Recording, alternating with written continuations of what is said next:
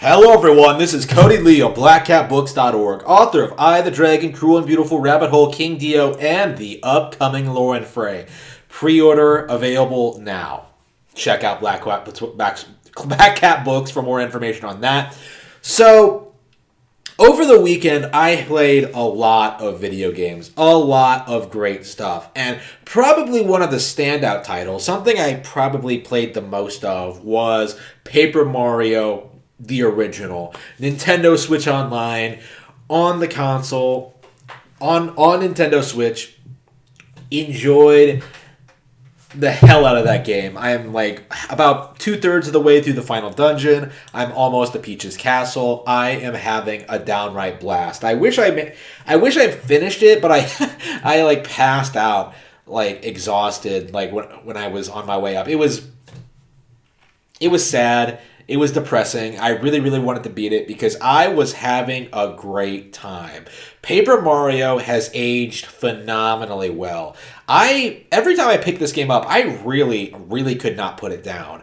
Like, the chapters are well paced and exciting. They're unique. They're original. The combat is simplistic, but functional. The story is great and memorable. It's funny. It's engaging. It's unique. The dungeons are great. The visual quality holds up really, really well.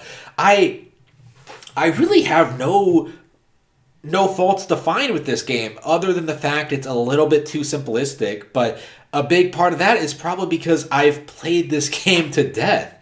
Like, this is a game that's over 20 years old now. It came out in late 2001, I think, one of the last N64 games.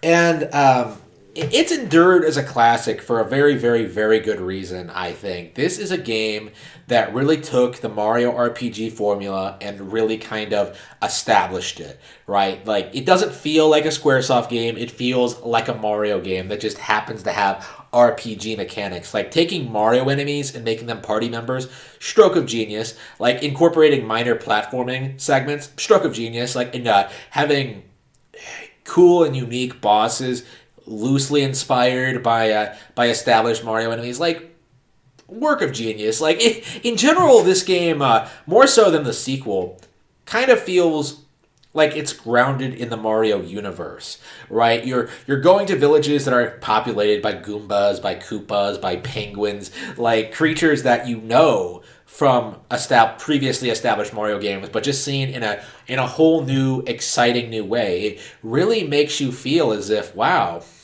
It really makes you feel like, wow, the Mario world is a place where people actually live. They actually have communities. They actually have leaders. They actually have they have celebrities. They have their culture. Like, it really makes you, for the longest time when growing up playing this, like, I really did think this was the canon for the Mario universe. This is how things worked in the Mario universe. Now I kind of I see things like a little bit differently, since like all these games are clearly in their own continuity and they just kind of do whatever they want. But like, growing up, this was the world outside Peach's Castle in Mario 64. This is what Toad Town was like. This was what the outside world was like. This is how people behave. This is how they act. This is what they talk about. Their hobbies, their interests. I'm taken aback, honestly, at how like fleshed out the NPCs in this game are. Like, you have this girl like out in front of the cooking shop who's like learning how to make cookies for her boyfriend, and I think eventually she wins him over by doing a good enough job with her cooking.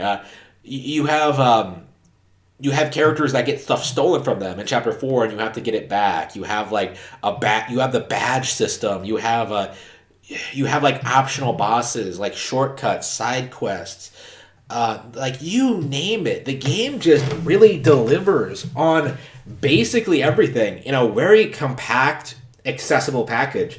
I'll go on record saying I think this might actually be the best entry-level turn-based RPG I've ever played. Perhaps more so than Pokemon, because Pokemon has that that problem of just being like, oh yeah, you have to learn like the type advantages and stuff like that. Paper Mario, I think, is even simpler than Pokemon in that regard, and like significantly less complex with like the typing and like the Pokemon and like the level up system. Like typically, if you get to an area in Paper Mario, you can clear it regardless of how high